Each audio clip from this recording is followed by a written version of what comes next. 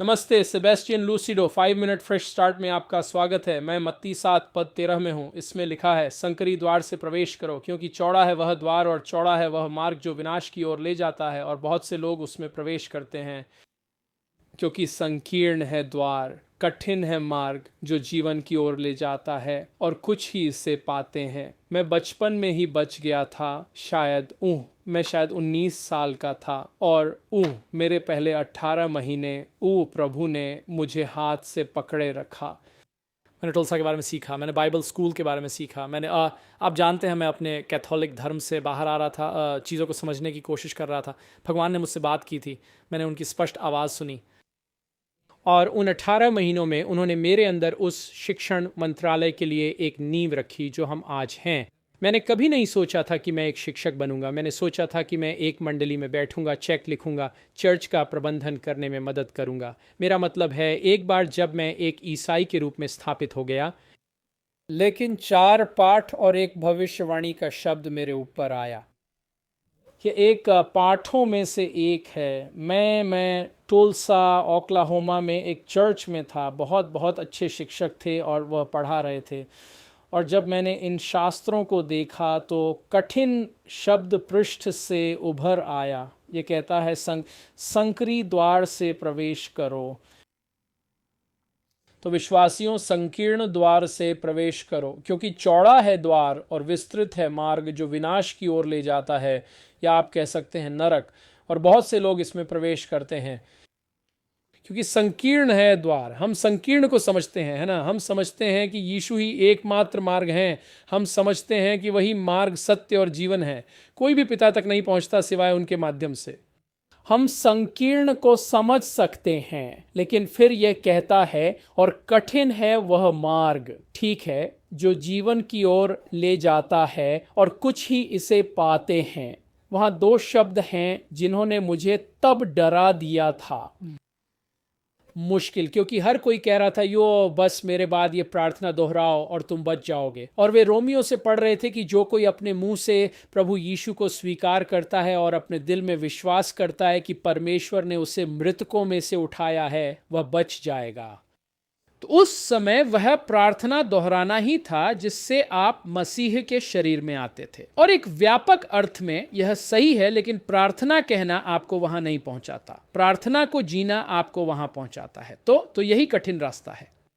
और फिर मैं इसे और समझाऊंगा। और फिर कुछ ही लोग इसे पाते हैं। और जब आप इसे देखते हैं तो बाइबल हमें बता रही है कि अंततः अधिकांश मानव जाति नरक में जाएगी। बहुत से लोग जाते हैं क्योंकि वह चौड़ा द्वार नास्तिक, अज्ञेयवादी, बौद्ध, इस्लाम है। यह हर कोई है जो यीशु मसीह को अपने प्रभु और उद्धारकर्ता के रूप में नहीं मानता। अब इसका क्या मतलब है? क्या एक इंसान के लिए स्वर्ग पहुंचना क्यों कठिन है? यही यहां कहा जा रहा है। मैंने नहीं कहा, यीशु ने कहा। यह इसलिए है क्योंकि आपको सचमुच यीशु को अपना प्रभु और उद्धारकर्ता बनाना होगा। आपको अपना समय, अपना पैसा, अपनी ऊर्जा और अपना जीवन त्यागना होगा, क्योंकि उनके शरीर और रक्त ने आपको खरीदा है, और इसलिए आपको उनके साथ एक जीवन जीना होगा, उन्हें अपना प्रभु, अपना उद्धारकर्ता, अपना राजा मानकर। अब आप निर्णय नहीं ले सकते, वह लेते हैं। आप यह निर्णय नहीं ले सकते कि आप क्या करेंगे, वह करता है। और इसलिए एक इंसान के लिए जो भौतिक दुनिया से जुड़ा हुआ है, यह एक कठिन बात बन जाती है। और मैंने यह अपने जीवन में सीखा है। यीशु ने 3 या 4 बार कहा, यदि तुम मुझसे प्रेम करते हो तो मेरी आज्ञाओं का पालन करोगे। यदि तुम मुझसे प्रेम करते हो, मुझ पर विश्वास करते हो, तो तुम मेरी आज्ञाओं का पालन करोगे।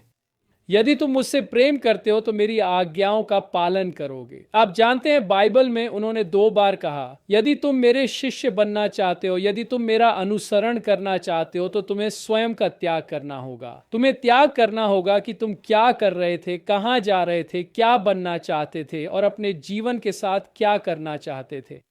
तुम्हें मेरे लिए अपने प्रभु और उद्धारकर्ता के रूप में उसे अस्वीकार करना होगा। मैं एक धन प्रबंधक था, मैंने पेंशन फंड्स का प्रबंधन किया।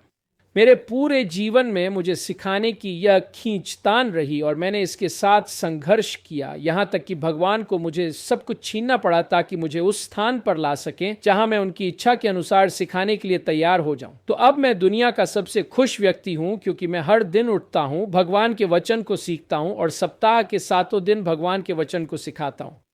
वह कठिनाई हमारे लिए अपने सपनों को छोड़ने और त्यागने में है जिस पर हमें विश्वास था कि हम मजबूत हैं। मेरा मतलब है, मेरे पास वकील दोस्त हैं जिन्होंने शिक्षक बनने के लिए कानूनी पेशा छोड़ दिया, तो यह कठिन है। और चाहे आपको इसका एहसास हो या ना हो, यह नहीं है। हम सिर्फ चर्च नहीं जाते और कुंबाया नहीं गाते। चर्च जाने से आप स्वर्ग नहीं पहुंचते। यहूदा को देखो, वह दुनिया के सबसे अच्छे शिक्षक, दुनिया के सबसे अच्छे प्रेरित यीशु के साथ रहा। वह दुनिया के सबसे अच्छे चर्च यीशु के पास गया, उसने चमत्कार देखे, लेकिन यहूदा स्वर्ग नहीं पहुंचा। चर्च जाने से आप स्वर्ग नहीं जाते। जो आपको चर्च ले जाता है वह है, जैसे पीटर ने किया, अपने दिल को बदलना, ताकि आप उन्हें यीशु को अपना प्रभु और उद्धारकर्ता बना सकें। और कुछ लोग, आप जानते हैं कुछ क्या है? खैर, पृथ्वी पर 1 अरब 200 मिलियन ईसाई हैं जो स्वयं को ईसाई मानते हैं।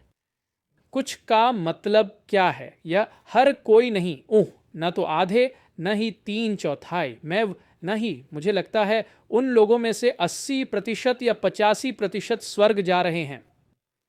उनमें से अधिकांश लोग मानते हैं कि वे ईसाई धर्म में पैदा हुए थे, इसलिए वे ईसाई हैं। बहुत से लोगों के लिए तो ईसाई धर्म उनके दिमाग में है। यीशु ने कहा, गोद साहब जानते हैं, मैंने जो दूसरा सबक सीखा वह यह है कि हर कोई जो मुझसे कहता है प्रभु प्रभु स्वर्ग नहीं जाएगा, बल्कि वे जो मेरे पिता की इच्छा पूरी करते हैं, वे जो वास्तव में इसे करते हैं, वे जो इसे जीते हैं, वे जो ईसाई के रूप में जीते हैं। खैर, आज मैंने समय से अधिक बात की, लेकिन यह एक अच्छा संदेश है। भगवान आपका भला करे। देखने के लिए धन्यवाद। आपका दिन शुभ हो। आज देखने के लिए धन्यवाद। सूचित रहने और मंत्रालय के साथ खड़े रहने के लिए watchersoftruth.com पर जाएं। आपको मुफ्त संसाधन, पूरी शिक्षण श्रृंखला और हमारे साथ सुसमाचार फैलाने में साझेदारी करने के तरीके मिलेंगे। आज ही watchersoftruth.com पर दान करें।